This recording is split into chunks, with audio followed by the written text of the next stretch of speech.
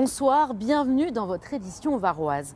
C'est un sujet d'actualité, comment se chauffer sans trop dépenser. C'est même une obligation légale pour les entreprises et les collectivités qui doivent réduire leur consommation d'énergie. Alors comment faire?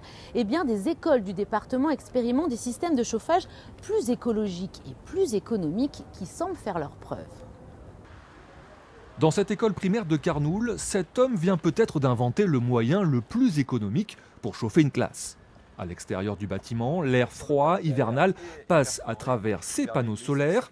L'énergie thermique du soleil va naturellement le réchauffer. L'air rentre et on va capter, pour un air aujourd'hui il fait 10 degrés à l'extérieur, on va sortir un air à 50 degrés à l'intérieur de l'habitat ou à l'intérieur de la classe dans ce cas présent, propulsé par le ventilateur à l'intérieur. Ça commence à chauffer vers 8h43 et ça s'arrête de chauffer ici à 16h30. Sur l'occupation de temps de classe en fait. Qui est le temps de présence solaire.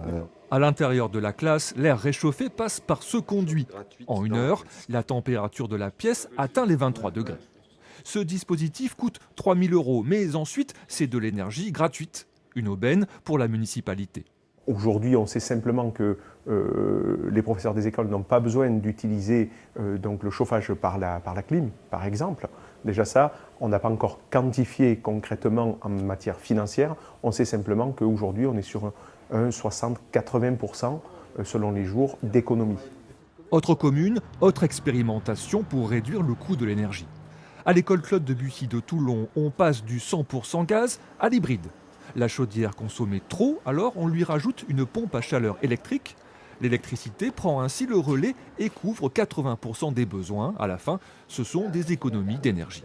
On est sur 62% d'économie sur l'énergie finale, sachant que l'énergie finale, c'est l'énergie qui est consommée, clairement. Et en gain d'émissions carbone, on est à moins 75% par rapport à un fonctionnement 100% gaz. L'enjeu est ici aussi financier. Dans cette école, la facture de gaz annuelle s'élevait à 15 000 €.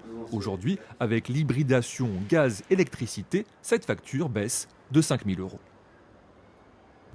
Initier des jeunes au ballon ovale.